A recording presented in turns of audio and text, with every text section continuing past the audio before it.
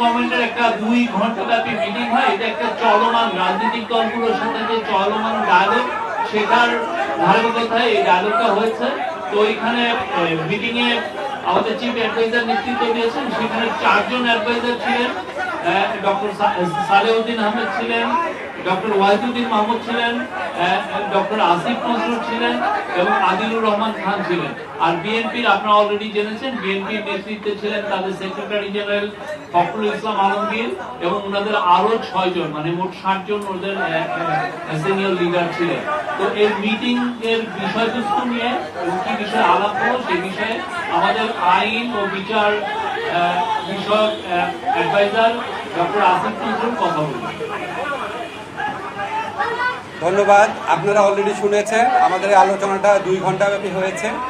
অত্যন্ত খোলামেলা পরিবেশে আন্তরিকতার সাথে আলোচনা হয়েছে। ওনারা মন খুলে কথা বলেছেন, আমরা কিছু কিছু বিষয়ে উত্তর দিয়েছি। আমরা একটা পরস্পরকে বোঝার চেষ্টা করেছি।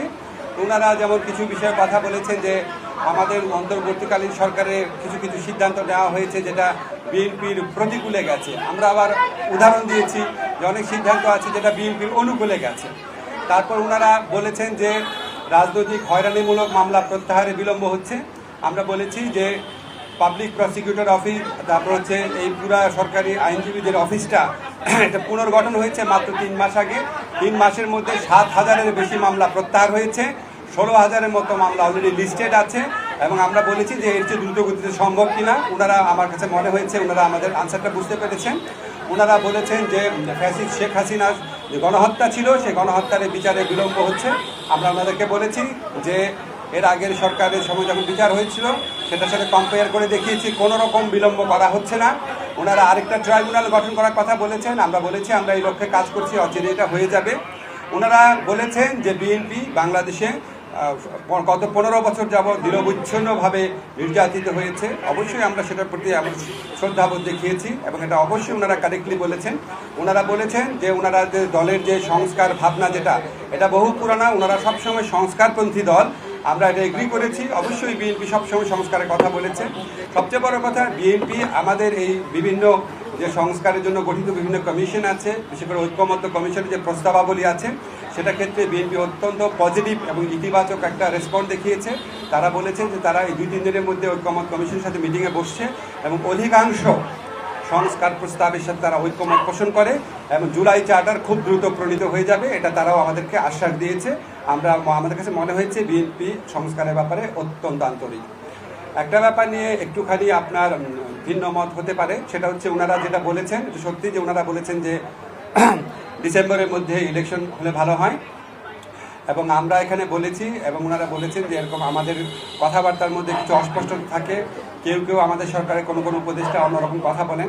আমরা একটা ক্যাটাগরিক্যালি বলেছি যে যেটাই বলুক না কেন, আমাদের প্রধান উপদেষ্টা জাতির উদ্দেশ্যে দেওয়া ভাষণে বারবার যেটা রিপিট করেছেন সেটাই দলের অবস্থান। সেখান থেকে অন্য কেউ যদি বেফাস কথা বা অন্যরকম নিজস্ব বিবেচনা প্রসূত কথা বলেন সেটাতে তারা যেন বিভ্রান্ত না হন। আমাদের প্রধান উপদেষ্টা ডক্টর মোহাম্মদ ইউনূস উনি প্রথম থেকেই বলেছেন ডিসেম্বর থেকে জুন। আজকে আলোচনায় আমরা কয়েকটা বিষয় স্পষ্ট করেছি, সেটা আপনাদের বলি। একটা হচ্ছে ডিসেম্বর থেকে জুন মানে যে আমরা ইচ্ছা করে দেরি করে করে মে বা জুন মাসে ইলেকশন করবো সেটা না। ডিসেম্বর থেকে জুন মানে হচ্ছে ডিসেম্বর থেকে জুনের মধ্যে যত তাড়াতাড়ি সম্ভব। যদি আমরা ডিসেম্বরে সম্ভব হয় ডিসেম্বরে, না হলে জানুয়ারিতে, এভাবে বুঝিয়েছি যে ডিসেম্বর থেকে জুন মানে যে আমরা ইচ্ছা করে একটু একটু বেশি ক্ষমতা ভোগ করার জন্য বা এমনি অকারণে আমরা 1 মাস 2 মাস বেশি ক্ষমতা থাকলাম, মোটেও সেটা না। ডিসেম্বরের থেকে জুনের মধ্যে যত তাড়াতাড়ি সম্ভব। এখন ওনারা একটু জানতে চেয়েছে যে সংস্কার যদি হয়ে যায় এত দেরি করার মানে কি আছে।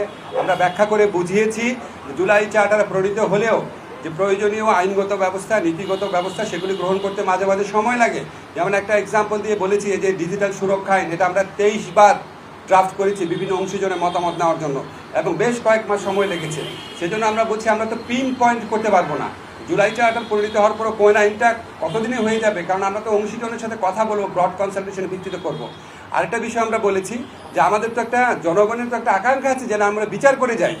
আজকে বাংলাদেশে এত হাজারের বেশি তরুণ জীবন দিয়েছে, আর প্রায় 50-60 হাজার মানুষ আপনার শারীরিকভাবে পার্মানেন্টলি ক্ষতিগ্রস্ত হয়েছে, চোখ হারিয়েছে।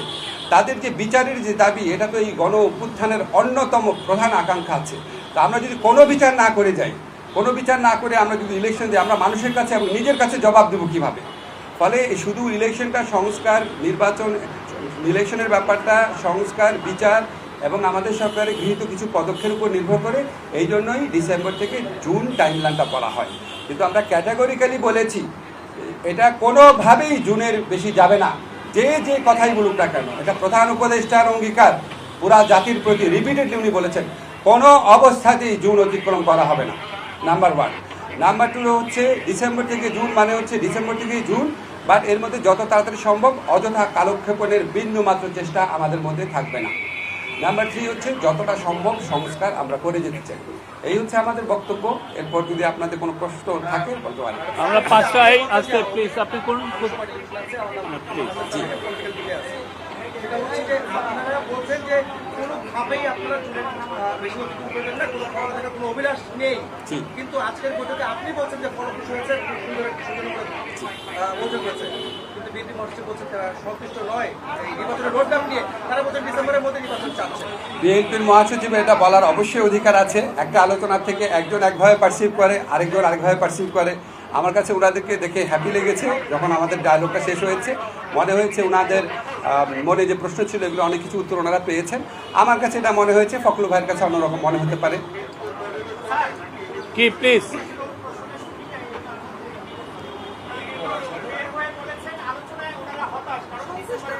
এটা উত্তর দেওয়া হয়েছে, সন্তুষ্ট এটা নয় বলেছে, এটা বলেছে। উত্তর দেওয়া হয়েছে, উত্তর দেওয়া হয়েছে।